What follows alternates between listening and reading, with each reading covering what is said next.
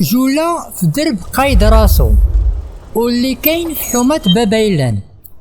كيرجع سبب التسمية لعدة روايات وكلها تتبقى تاريخ شفهي نذكرو من بعدها. وقبل سرد الروايات فأنا عبوبي خالد وكنشر فيديوهات تعريفية على مدينة مراكش. وأما الروايات وحدة تقول أنه كان واحد الشخص عايش الرفاهية وضارب الدنيا بركلة، بمعنى أنه قايد ديال راسو أي قايد راسو. وكاين اللي تيقول حيت كانوا القياد وكان تيدخل معاهم في مناوشات وتيقول لهم إلا كنت انت قايد كذا وكذا فأنا قايد راسو. وكذلك رواية أخرى تقول أنه قتل راسو بمعنى أنه انتحر وتسمى قتل راسو، ومع المدة تم تحريف الاسم ديالو إلى قايد راسو.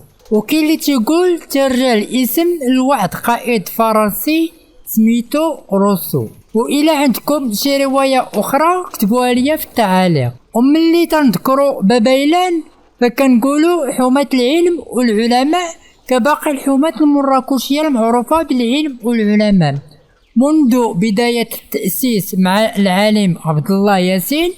وأما علماء بابيلان نذكر منهم القاضي عياض اللي قالوا عليه علماء المشرق لولا عياض لما عرف المغرب. وما نساوش العلامة مولاي احمد ابا عبيدة المحرزي واللي كان ساكن في درب القاضي، والفقيه ابو عبد الله محمد بن قاسم الملقب بالقيصار، وغيرهم كثير بما تزخر به مدينة مراكش مدينة العلم والعلماء.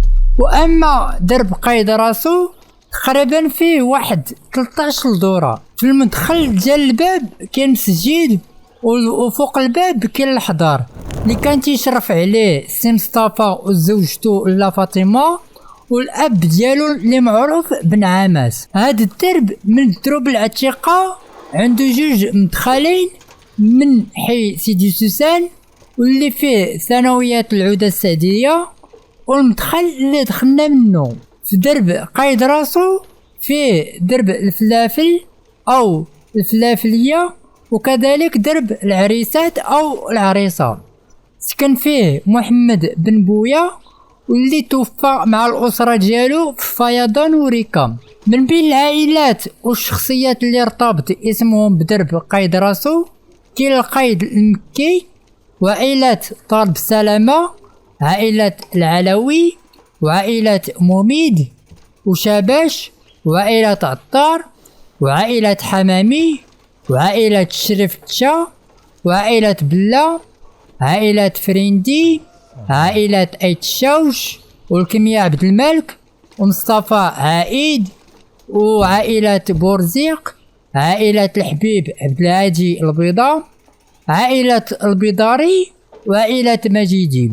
وما نساوش عائلة بن هنية وبن إيشو وبنواس ودار بن عياد وعائلة ناوي، عائلة بيطار وعائلة مكاوي.